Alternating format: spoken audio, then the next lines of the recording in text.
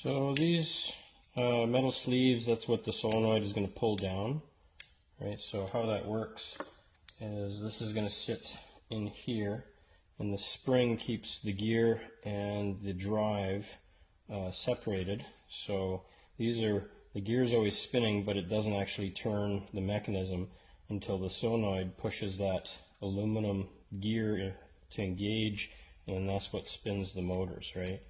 So this sleeve here for the solenoid has to move freely, and they were all gummed up and seized, so they were stuck. I'm not going to put any grease in here because the surfaces, I've got them all cleaned up now. It's a plastic sleeve on the inside of it, so I think it's just going to be good with no lube on that. The rest of it, the shafts, the gears, I'm going to put some lubricate on it.